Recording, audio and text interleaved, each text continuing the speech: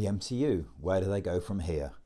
It's a very reasonable question, and I'm not totally sure they really know themselves.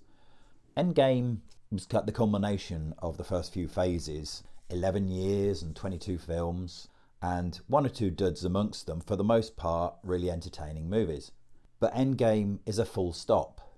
You've lost two of the mainstays, your Captain America and your Iron Man, and they didn't really set anything up going forward. Kind of a daft thing to do. I could have missed stuff, but there's nothing I'm aware of. So looking to the future, I'm a bit confused as to where Marvel are going. You've got the multiverse, and you've got the cosmic. And apparently the cosmic was originally the way they were going, and it was supposed to be kicking off with Guardians until all that stuff happened with James Gunn. And then you've also got elements of the supernatural. The Black Knight, who was very much involved in kind of Celtic ancient mythologies. And you've got Blade. Obviously, as everyone knows, he fights vampires. So I'm kind of a little confused about the direction they're going, because they seem to be going on three different routes. And Marvel's already established that they don't want to do magic, that they don't want to delve into that kind of supernatural world. You know, Thor isn't a god, he's an alien that just presents as a god. And Doctor Strange doesn't do magic, he just gets energies from another realm and, you know, quantum forces. So how do you do vampires in that world? I'm really struggling to see their plan right now. Add into that the somewhat vagueness of their mid-credit and end-credit scenes. Obviously, Black Widow's was just the Elena, which was leading into the Hawkeye miniseries. Shang-Chi was just about the rings, about where the rings came from, but you don't find anything out. It's just like, welcome to the circus. So that doesn't lead you anywhere. And the Eternals was the arrival of Star Fox, which creates its own problems. And the Black Knight, the Ebony Blade, and a voice behind which is supposed to be Blade. But what are they leading to? With the first phase, you know, I should point out now I've been reading comics for over 40 years, so I have some element of knowledge about how these things should be going. Not necessarily should be going, or may be going is probably a better way of putting it. And in the first phase, the minute I saw Nick Fury, I knew where we were going, or I certainly hoped. And then at the end of the Avengers, you saw Thanos with that fantastic courting death line.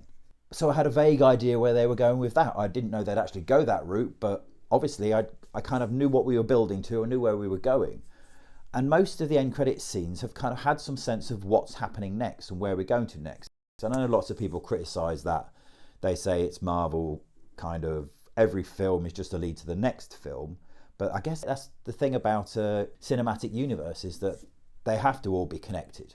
I just wish personally they weren't all tonally connected. They need to do some slightly different tonal films, because right now they're all a bit samey. It's all a bit odd. I'm not sure the route they're going. I can't see a pattern yet. I can't see a design.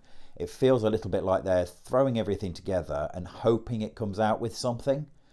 I can't think of it. Obviously there is some cosmic stuff, and I'm presuming the 10 rings, as they like to call them, but they're actually bangles, from Shang-Chi are to do with, sorry, I'm pronouncing that wrong according to the new version. That's how I've always pronounced it, so I'm going to struggle with that one. But the bands are clearly of alien origin, but we don't know anything about them. There was literally kind of like, we don't know what they are. The Mystic doesn't, the Scientist, and the Space Jesus doesn't.